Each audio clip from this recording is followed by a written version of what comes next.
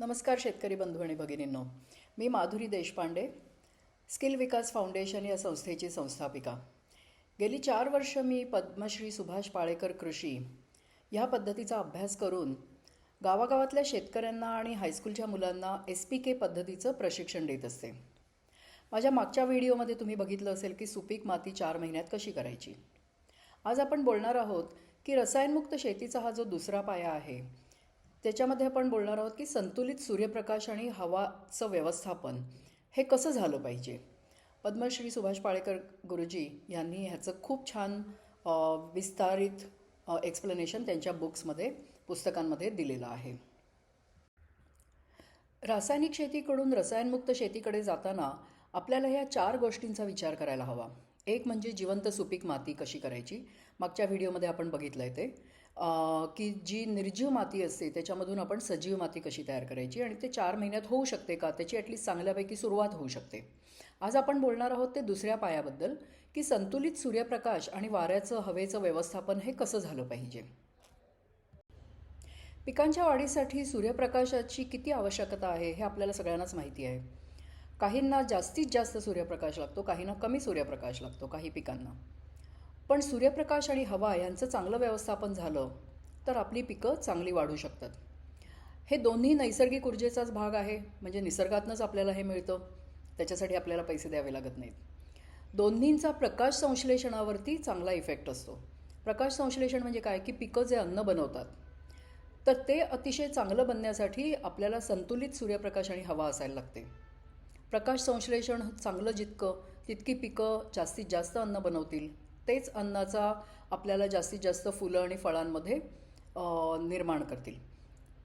ह्या दोन्हींचा सूर्यप्रकाश आणि हवा या दोन्हींचा तापमान आणि आर्द्रता म्हणजे जमिनीतला वाफसा कंट्रोल करण्यामध्ये मुख्य काम आहे. आणि ही दोन्ही जे आहेत सूर्यप्रकाश आणि हवा ह्यांचा पिकांच्या आरोग्यावरती डायरेक्ट प्रभाव आहे. म्हणजे काय की जर सूर्यप्रकाश ज्यांना जास्ती हवा आहे त्यांना कमी मिळाला किंवा उलटं झालं, ज्यांना कमी हवा आहे त्यांना जास्ती मिळाला तरी पिकं खूप छान आपल्याला त्यांचं काम करू शकणार नाहीत. सो पिकांचं सूर्यप्रकाशानुसार काय प्रकार आहेत. तर काहींना पूर्ण वेळ सूर्यप्रकाश लागतो, म्हणजे त्यांना 6 ते 8 तास सूर्यप्रकाश लागतो आणि ही पिकं जास्तीत जास्त प्रकाशात चांगली वाढतात. अशी कुठली पिकं आहेत. मका, ज्वारी, सूर्यफूल, टोमॅटो, मिरची, कापूस. अशा सूर्यप्रकाश ज्यांना जास्तीत जास्त लागतो त्यांना जर सावली त्या झाडांवरती किंवा त्या पिकावरती पडली तर त्यांचं उत्पादन घटतं. दुसरा प्रकार काय आहे की ज्याच्यामध्ये अर्ध सूर्यप्रकाशात वावरणारी आहेत. म्हणजे काय की ज्यांना 4 ते 6 तासच प्रकाश लागतो, बाकीच्या वेळेला त्यांना सावली लागते. अशी कुठली आहेत. गाजर, बटाटा, मेथी, कांदा, कोबी. म्हणजे ह्यांना हलकी सावली पाहिजे असते. खूप तीव्र ऊन जर झालं तर त्यांच्यावर ताण येतो. आणि तिसरी कुठली आहेत की सावली सहन करणारी पिकं आहेत. म्हणजे काय की त्यांना 3 ते 4 तासच प्रकाश लागतो, बाकीच्या वेळेला त्यांना सावली लागते. पालक, कोथिंबीर, लेट्यूस, हळद, आलं, लसूण अशा प्रकारची. सो ही सावली सहन करणारी पिकं जी आहेत तुमच्या लक्षात आलंच असेल की जेव्हा आपण बांधावरती झाडं असतात त्यांच्या सावलीमध्ये शक्यतो शेतकरी काय करतात की झाडं कापून टाकतात कारण आपल्याला सावली नको म्हणून. पण अशा सावलींमध्येही सावली सहन करणारी पिकं आपण सहज लावू शकतो. सो पुरेसा सूर्यप्रकाश मिळण्यासाठी, पुरेसा म्हणजे काय की जास्ती ज्यांना पाहिजे त्यांना जास्ती मिळाला पाहिजे, ज्यांना कमी पाहिजे त्यांना कमी मिळाला पाहिजे. तर ह्याच्यासाठी लागवड कशी करायची. तर एक तर आपल्याला योग्य दिशेने लागवड करावी लागेल आणि दुसरी म्हणजे योग्य अंतर ठेवून लागवड करावी लागेल. योग्य दिशेने म्हणजे काय की जेव्हा गुरुजींनी सांगितलेलं आहे की आपल्या ज्या सरीवरंबे आपण काढतो त्याची उत्तर दक्षिण ओळ असायला हवी. उत्तर दक्षिण का की सूर्य हा एकदा दक्षिणायनमधून जातो आणि उत्तरायणमधून जातो. सो ह्या दोन्ही वेळेला पिकांना आपल्या चांगलं ऊन मिळण्यासाठी ह्या ओळी शक्यतो आपल्याला उत्तर दक्षिण करायच्या आहेत. त्यामुळे काय होतं की दोन्ही बाजूनी दिवसभर त्यांना दोन्ही बाजूनी सूर्यप्रकाश मिळतो. दुसरा पॉईंट काय आपला इथे की योग्य अंतर म्हणजे स्पेसिंग चांगलं पाहिजे. आता खूप जर आपण दाटीवाटीने लागवड केली तर मग ते त्यांना सूर्यप्रकाश हा खालच्या पानापर्यंत पोचत नाही, तो फक्त वरवरच्याच पानांना मिळेल आणि त्यामुळे ती पिकं नुसती उंच वाढतील पण ती तेवढी फळं देतील का हा प्रश्न आहे. सो पिकानुसार जेवढं शिफारस केलेलं आहे तेवढं अंतर आपल्याला ठेवायचं आहे. काहींना जास्ती 2 फूट लागतं, काहींना 4 फूट लागतं, काहींना 6 फूट लागतं. जी उंच वाढणारी पिकं आहेत, फॉर एक्झाम्पल ऊस, तर ऊसाला आपल्याला गुरुजींनी सांगितलं आहे की 5 ते 6 फुटाचं तरी अंतर तुम्ही ठेवा. जास्ती गर्दी जर करून आपण पिकं लावली तर त्यांना अर्थातच कमी प्रकाश मिळतो, कमी प्रकाश संश्लेषण होतं आणि रोगराई वाढू शकते, पिकांचं प्रोडक्शन कमी होतं. ह्याच्याच बरोबर वाऱ्याचं संतुलन का महत्त्वाचं आहे? वारा देखील महत्त्वाचा आहे. कारण जोराचा वारा जर आला तर त्याचे बरेच तोटे आहेत. एक तर काय होतं की बाष्पोत्सर्जन खूप वाढतं, मातीतलं ओल पटकन निघून जाते, सुपीक माती उडू शकते, पानं जास्तीत जास्त पाणी गमावतात आणि ते स्टोमॅटो म्हणजे पानामधला जो स्टोमॅटो असतो तो बंद होतो, ज्याच्यामधनं कार्बन डायऑक्साईड पानं आतमध्ये घेत असतात प्रकाश संश्लेषणासाठी. तर ते देखील ते प्रमाण कमी होतं आणि झाडं स्ट्रेसमध्ये जातात.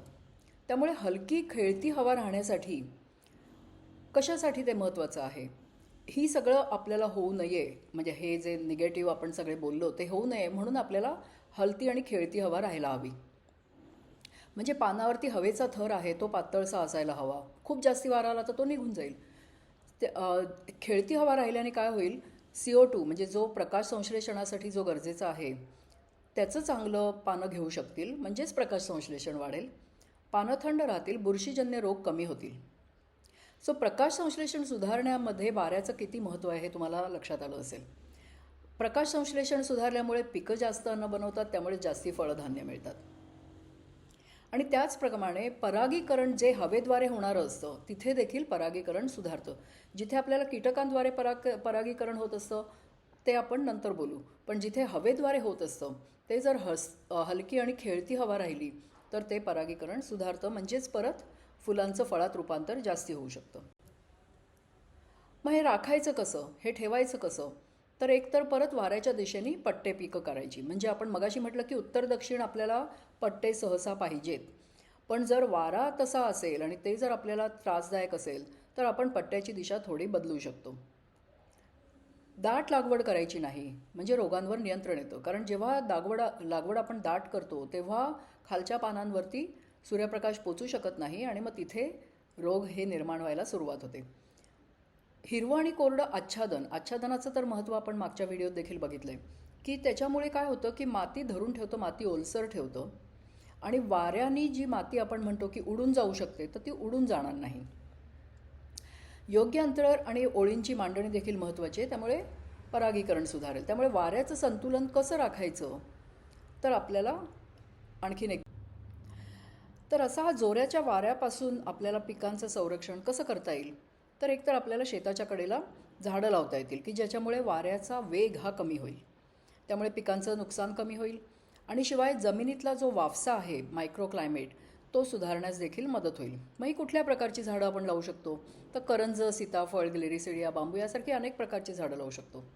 सो ही वाऱ्याचा वेग तर थांबवायला मदत करतीलच, पण पिकांच्या संरक्षणासाठी जी आपण नैसर्गिक पेस्टिसाईड बनवू, म्हणजे जी पिकांच्या संरक्षणासाठी, त्यात देखील ह्यांच्या पानांचा उपयोग होऊ शकतो. त्यामुळे ही औषधी सारखी जी आपल्याला वनस्पती आहेत त्यांची झाडं आपण लावू शकतो.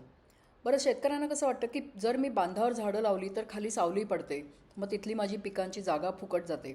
तर इथे आपण बघितलं आहे की सावली सहन करणारी जी झाडं आहेत ती आपण तिथे लावू शकतो खाली. सो गुरुजींनी आपल्याला शिकवलंच आहे की नैसर्गिक SPK नैसर्गिक शेतीची 4 चाकं आहेत. मुख्य म्हणजे बीजामृत, ज्याच्यामध्ये बीजसंस्कार केले जातात, जीवामृत, ज्याच्यामध्ये जमिनीला बॅक्टेरियाचं विरजण दिलं जातं, जीवाणूंचं विरजण दिलं जातं, आच्छादन, ज्याच्यामध्ये काष्ठ आणि जिवंत आच्छादन केलं जातं आणि त्याच्यामुळे वाफसा तयार होतो की जे जीवाणूंचं कार्यक्षेत्र आहे. वाफसा असेल तरच जीवाणू काम करणार. तर आता हे रसायनमुक्त शेतीचे आपण 4 जे स्तंभ म्हणतोय त्याच्यामध्ये जमीन सुपीक असणं, जिवंत असणं हे तर ऑफकोर्स महत्त्वाचं आहे आणि त्याच्याबरोबर आपण बघितलं की संतुलित सूर्यप्रकाश हवा ह्याचं देखील किती महत्त्व आहे.